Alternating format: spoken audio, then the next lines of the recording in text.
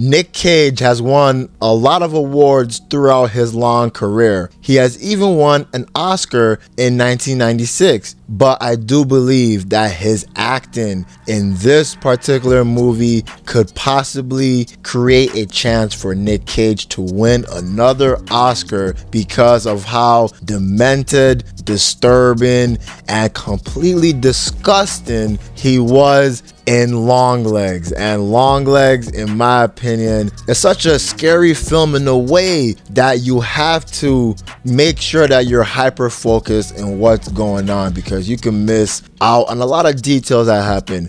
And I'm seeing the reviews for Rotten Tomatoes, for IMDb, for Independent, 92%, 7.7 out of 10, and 4 out of 5. And yeah, that's kind of the same sentiment that I feel towards this movie. It's a pretty good movie, in my opinion. It's a pretty scary movie, in my opinion. And it follows a girl named Lee Harker. The first scene we see is when she's a young girl. At the time, we didn't know that it was Lee Harker, but later it will be revealed that it was her. But we see her. She's living in this house where it looks like they're very secluded. There's a lot of snow there. She's outside, not really playing, but she's outside. Then she now is greeted by this man. There's a jump scare, but this man, he looks disgusting. We can't really see his top face, but we see the lower half of his face, and you can see that he's pale. He looks nasty, and he's talking to her in such a weird way, saying that like, "You're my little angel" or something like that. Then the movie starts and it follows Lee Harker, a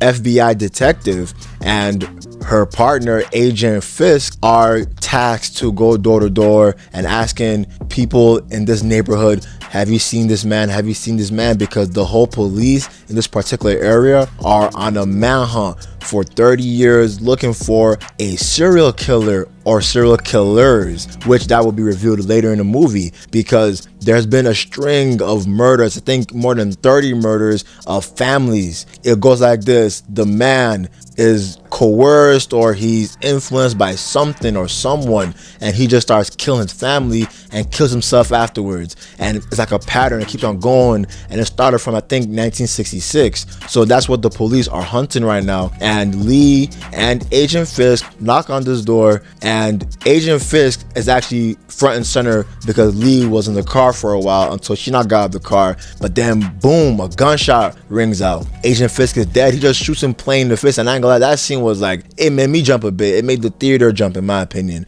Then when Agent Fisk now dies and drops on the floor, Lee, she's scared, but I do believe that she's like a rookie in this new line of field that she's working as an FBI detective, because she now goes in, she goes upstairs, the place is like tarped up and all that stuff. Then she now like tells the guy to freeze, drop your hands, like basically being arrested. This guy, I do think he's just like a man that killed his family or something like that, but I don't really know what happened to him in particular. But as the movie goes, I ain't gonna lie, the second half of the movie, like the middle part of the movie, was a little bit slow getting used to it, but they were showing a lot of scenes like Lee was not being taxed to really hunt this man, really hunt this murderer because of what she's seen, because of Agent Fisk's death. Then Agent Carter now tasks her to be the one to look for this man, to look for this serial killer. And Lee just working hard. Even one time she just works so hard that she sleeps on the police floor inside the police precinct because she worked so hard. So Agent Carter now takes her out on like something to eat to ask what she knows. Then she tells him what she knows. They go to Agent Carter's home, and it was a little odd that Agent Carter wanted her to see his family. It was a little odd, but it'll be reviewed later at the end of the movie.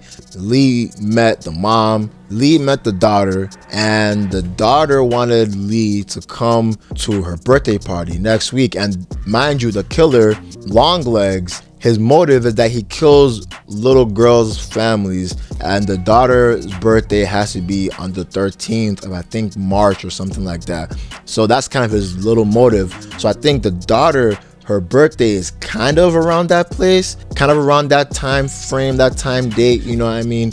So as the movie goes on, the investigation keeps on going and going. Lee, she's visited by something at her home as she's going on this investigation during her call with her mom. And the mom is important in the later events of the movie, and she's important towards the end of the movie. But Lee hangs up. She sees what's out there. You know, it's a little bit creepy. They do all these jump scares and all that stuff.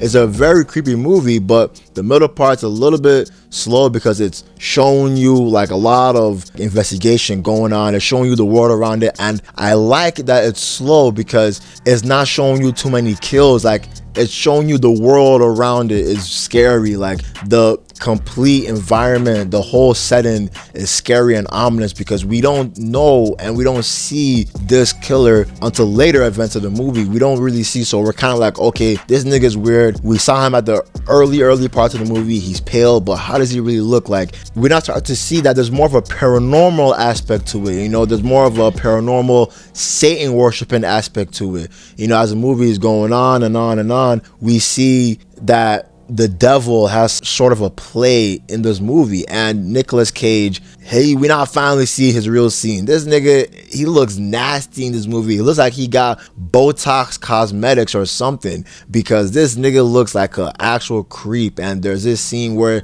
he's driving and he just randomly like screams like you know, starts screaming and hitting his head on the damn dashboard and laughing.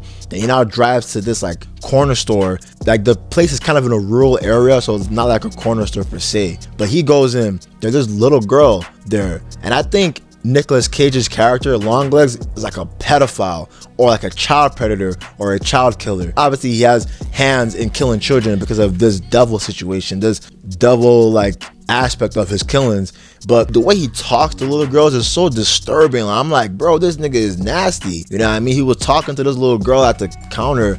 He was saying like, my little angel, like my sweet little angel, like saying those things along the line, and he was doing some weird mannerism with his hands. So the girl, she called to the back. I think her dad works at the back of the store. She said, "Daddy, the weird man is here again." That means he must be frequenting this place. That means he must be targeting little girls.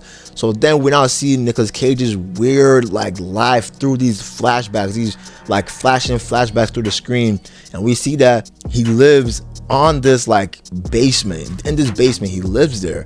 And like, it just looks nasty. It's all red. It's all ominous. And like, he creates dolls. He's a doll maker. So he creates dolls. He puts an orb in the ball of the dolls, in the brain of the dolls, and he now like puts like some voodoo, some black magic in this. So like, you're basically talking to the devil, and the devil is coercing the family to kill.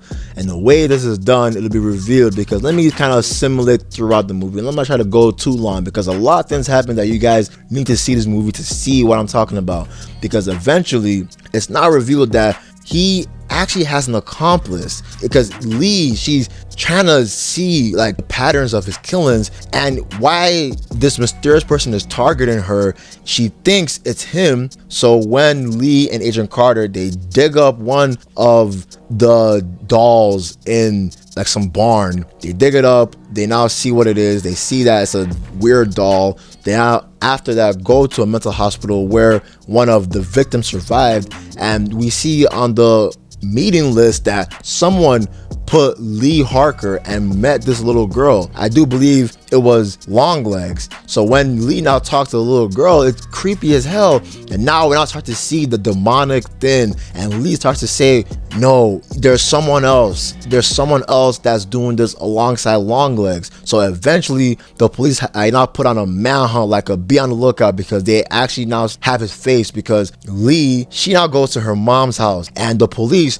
they're onto Lee now. They're onto Lee because Lee and her family history has something to do with this. So that's why when she goes to her mom to ask what happened on this day, on my 9th birthday, the mom is seeming really weird. She's seeming really ominous. She's not answering the question of what happened. And when Lee goes upstairs to find some, evidence, she sees pictures of that man, of Longlegs, and Longlegs is a creepy ass nigga. So she now takes those pictures to the police. The police go on a manhunt to arrest Longlegs. They arrest him at a bus stop. Then this interrogation scene was wild, bro. This nigga was actually insane. Longlegs was just talking batshit crazy. He was even singing a song like Happy Birthday for 24 minutes. Then when Lee went downstairs to talk to Longlegs, she now had a vision of Longlegs telling her mom that, oh, I'm from the man downstairs, that's my friend. The man downstairs is my friend. So when she has that in her mind, she goes to talk to Longlegs and she now starts to interrogate him. But Longlegs, he just completely hijacks the interrogation, just start singing bad shit nonsense, talking nonsense. He now starts to ram his head on the damn desk or something, killing himself. Literally, repeatedly ramming his head on the desk, killing himself. It was gruesome in my opinion. It was completely gruesome. And at first I thought, I was like, okay, the movie only has 2 kills. It only has 1 kill where it was Agent Fisk. Now Longlegs is dead. I was kind of thinking, oh, there's not really that much kills, but I would be surprised because when Lee, she saw that Agent Browning now takes Lee to the mom's house to further question him because Agent Browning didn't want Lee to go there by herself. You know what I mean? After what she just seen. So when they go there, Agent Browning, she gets killed because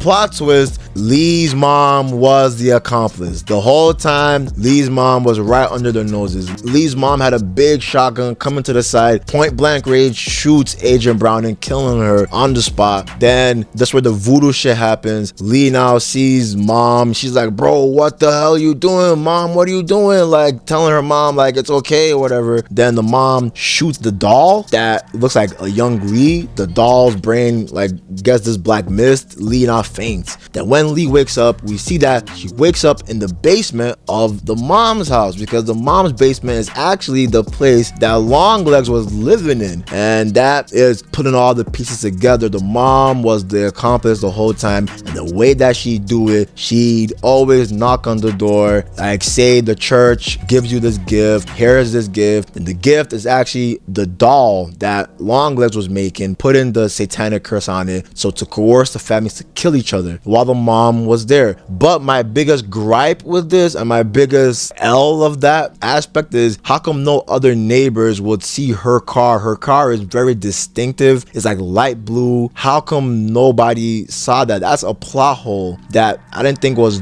touched upon because the movie will soon end because Agent Carter, he is now influenced by this gift, and the daughter asked Lee to come to that birthday thing. Then Lee went there. I don't know why she went there, to be honest. It was a little iffy. The ending was a little iffy in my opinion. Then when Lee went there, she now sees that Agent Carter is influenced, his whole family's influenced. He's being a dickhead. He's being like he's possessed. Lee's mom is there. Now Agent Carter takes his wife to the back in the kitchen, kills his wife off screen. Agent Carter comes, you know, he's bloody. He's like, yo, blah, blah, blah. He's speaking nonsense. He now runs to Lee, trying to kill Lee. Lee shoots Agent Carter, killing him there. Then Lee trying to save Agent Carter's daughter to not see this and to let's dip, you know what I mean? Let's go away. Lee's mom tries to intervene. Lee now shoots her mom reluctantly. And the movie just ends there. The little plot hole, like how come nobody didn't know that the mom was there? But nonetheless, the movie was scary in my opinion. It was scary, and Nicolas Cage's Longlegs was completely insane. This nigga was a complete monster. In my opinion, the star of the movie, despite his disturbing acting and the disturbing character he played, and like the cinematics, the theatrics of the movie was good. It was like, it felt like you were in a game in my opinion. There's sometimes some scenes where they were walking and like it was like a video game scene, you know what I mean? Like they had a lot of great camera work in this movie. But as the end of the movie, I'd recommend this movie if you want to get scared, you know what I mean? At first, if you want to see that it's like a serial killing, it's like a serial killing with paranormal aspects into it. But that's the end of the video. I'm out. Peace.